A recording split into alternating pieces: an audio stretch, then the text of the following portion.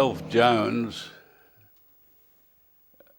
was associated with midget cars at the sports ground,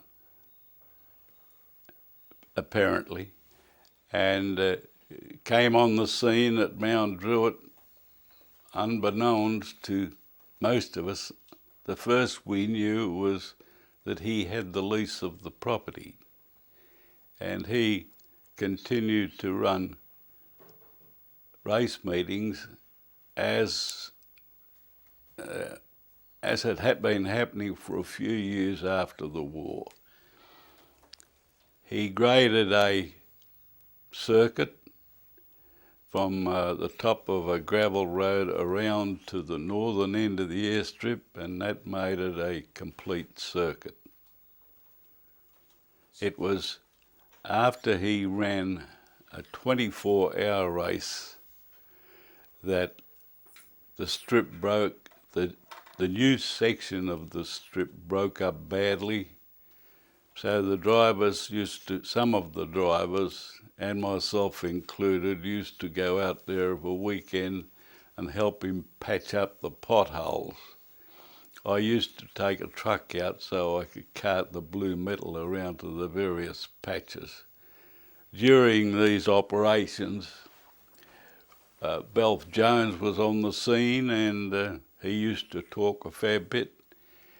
And to my way of thinking, it became obvious that he was more interested in making the dollar and not interested in looking after the welfare of the drivers.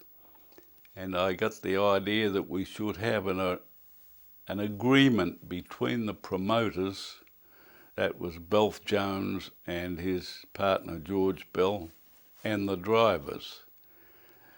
I put it to the drivers that this should be done. They agreed. I drafted an agreement, and reluctantly Jones signed it, but George Bell, his partner, also signed it, not reluctantly. He could see the merit in it.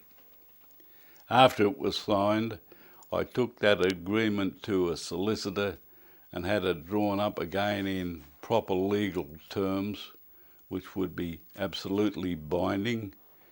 And Belf Jones and George Bell, besides the club members, the members of the committee, signed it. As a result of that agreement being signed, we called a meeting of anyone that was interested in Mount Druitt to come to a meeting in a hall above the hamburger joint in Botany Road, Surrey Hills. We had an overwhelming roll-up.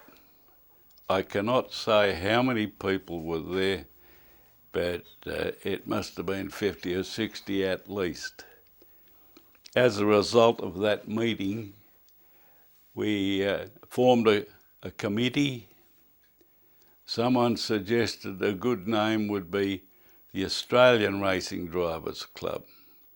Everyone agreed with that suggestion, and that is how the club was formed on that particular night. Larry Humphries was elected president. I was elected secretary, and I'm not sure how many others were elected to form the committee, and I can't even remember their names at this stage.